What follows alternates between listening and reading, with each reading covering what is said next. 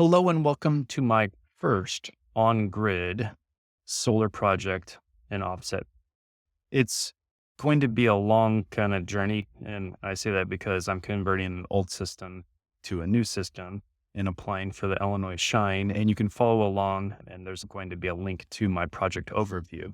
But this is phase one, and this is some of my, I guess, understanding and decisions around going with a ground array using a solar installer to do it. So in this particular instance, I chose the solar installer AJ Solar out of Tremont, and I will put his contact information down there.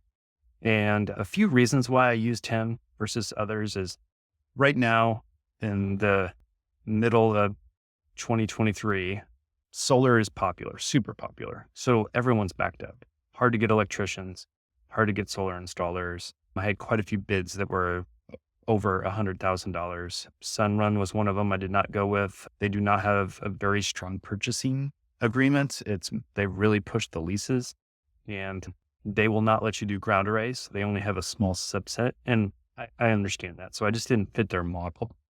I'm not saying that deal wouldn't be good for somebody, but it was not good for me whatsoever. I also looked at a couple of different outfitters just for installing the foundation of the ground array. And I'm bringing that up because the tilt arrays, when you first glance, significantly more expensive than some of the other options. But what you really need to do to dig in to find out that 80-20 type of logic is what it costs to install. So for example, some of my bids to install just the standard ground array would be stationary. So would be these 2-inch pipes that go into the ground. You're looking at hundreds of dollars for each hole. And then for that particular ground array I was looking at having to do upwards of 20 holes over 20 holes. So that adds up really quick. I looked at it, the do-it-yourself was way more time consuming if your time's free than maybe over, a month you could do it.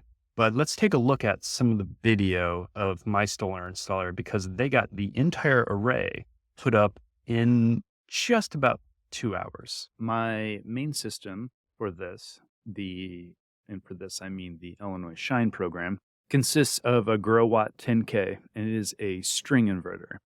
There are multiple ways to go about solar. As a matter of fact, quite a few of the vendors I looked at, their only option is to come out of your main panel. And I have a very unique main panel. So using the main panel was a disadvantage for us.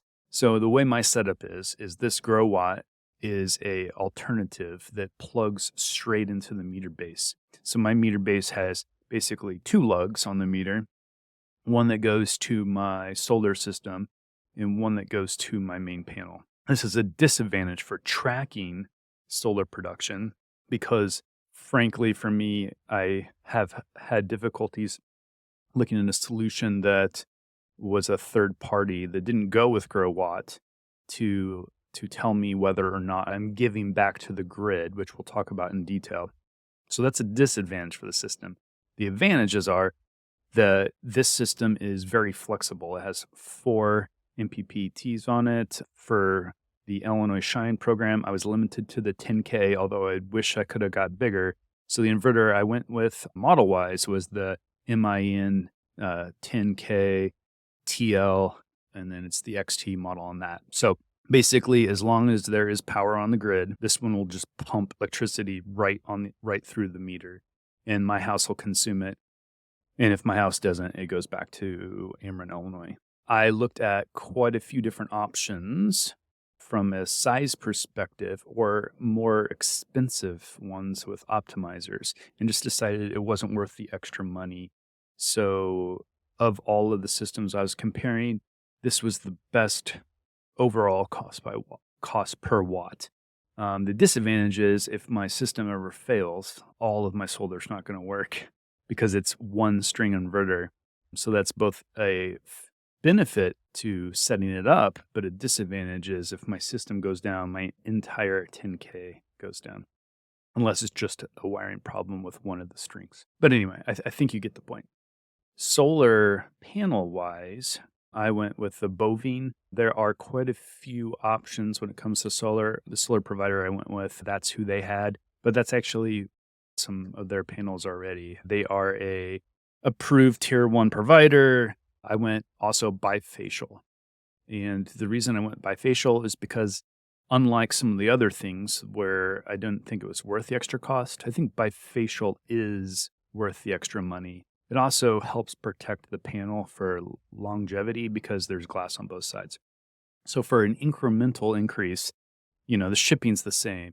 They're a little heavier, but not enough, but it just allows you to get extra wattage in the same footprint for only a marginal cost increase. So again, your prices may vary depending on when you purchase your system, but I went bifacial. We have a mix of both. I want to say 440 watt. They're a little bit bigger because they're the commercial grade ones, and then the residential ones I think are 380. So I've got a combination of both. So what else can I tell you? Racking was a big one for me. I originally was staying away from putting things on the roof, although my first system was roof-based on asphalt shingles. You're limited to fixing them or changing them or anything. You can't change the pitch or anything. So I have 3 big, huge pilings or main poles, and the system's up off the ground, but I can still reach it. And then I can tilt mine. Got 3 points where I can change, depending on the season, I can change the tilt to match the sun. So to start with my phase 1 project, I have 20 of the big panels on that racking system. And in perfect sun, I can make roughly 8 to 9K of solar, and I have a 10K inverter. So why would I add more? And why are we going to add additional phases on? Well, it's to get the peaks. So if you think about a big curve, I only make that production in the perfect time of the year when it's perfectly aligned, right? So now I need something to maybe produce more in the morning and maybe produce more in the afternoon, or I've got to put something in the same location, which just means I'm going to take that curve and move it up, and I just lose the peak because I'm limited to the 10K. So I am planning on over paneling it. Just for phase 1, it's set up for Ameren to be perfectly aligned. And that's where we're heading from here. So again, on the cost perspective, I'm going to record the cost of anything I use, anything that I paid, and then all the fees on Ameren. So if I use something from my old system, I don't count the cost of that until I put it into the system, because I'm assuming that for this particular project, what you see is what you get. And if you wanted to compare it to what you would spend if you did this yourself, then you would know where those things fall. So, all right, there is my outline. If you have any questions, hit me in the comments. If you'd like to do a deep dive into why I made any of those decisions, I'm happy to talk about it. I looked at multiple providers before I went with a local provider. I needed the system to start generating a cost offset faster. I couldn't do the work myself. Otherwise, it would have taken me another year to get all the stuff done. I have to have paid somebody to get to help.